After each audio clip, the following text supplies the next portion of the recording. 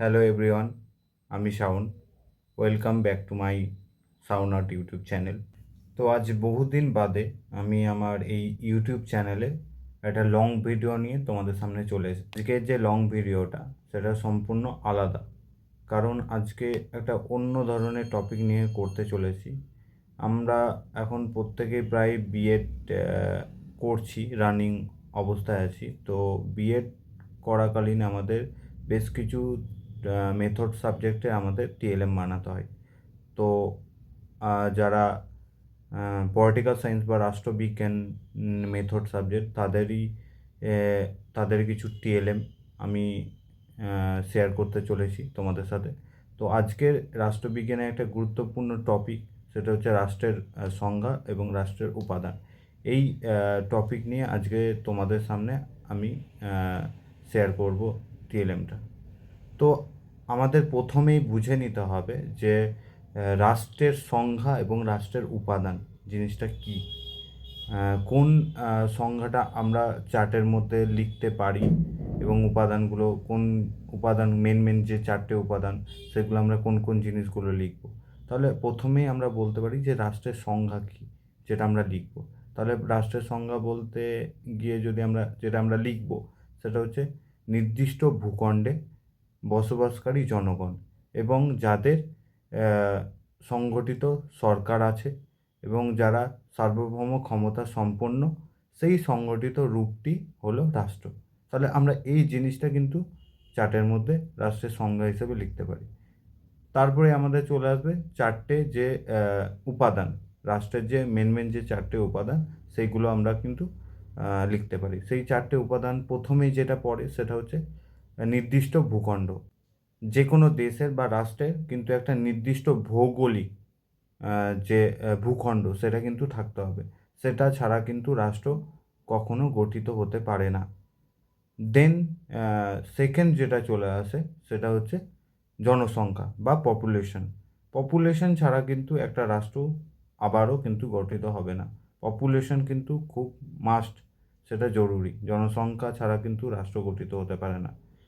3 নম্বরে চলে আসে সরকার।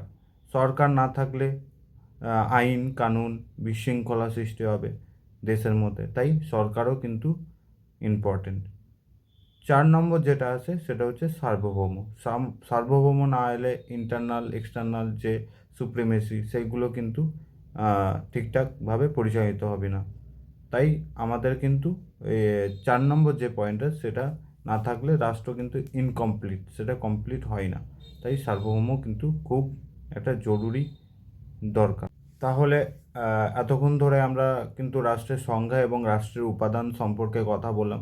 আশা করি তোমরা প্রত্যেকেই জিনিসগুলো বুঝে নিয়েছো। তো এবার আমি আমার যে চার্টটা আমি বানিয়েছি বা টিএলএমটা আমি বানিয়েছি সেটা এবার আমি তোমাদেরকে দেখাবো। তো চলো দেখা যাক। তো চলো এবার চার্টটা কীভাবে বানাতে হবে বা কীভাবে বানিয়েছি আমি তোমাদের সাথে এবার শেয়ার করি। তাহলে এটা হচ্ছে কিন্তু আমাদের পুরো চার্টটা। তাহলে প্রথমে আমাদের ওপরেই যেটা আছে রাষ্ট্রের সংজ্ঞা এবং রাষ্ট্রের উপাদান, তোমরা সকলে দেখতে পাচ্ছ রাষ্ট্রের সংজ্ঞা এবং রাষ্ট্রের উপাদান। এটা কিন্তু আমাদের বড় বড় আকারে কিন্তু লিখে নিতে হবে, যাতে ক্লাসের মধ্যে লাস্ট বেঞ্চ থেকে এটা কিন্তু সম্পূর্ণ স্পষ্টভাবে দেখতে পারে। তো আমাদের কিন্তু প্রথমে এটা বড় বড় অক্ষরে লিখে নিতে হবে, রাষ্ট্রের সংজ্ঞা এবং রাষ্ট্রের উপাদান।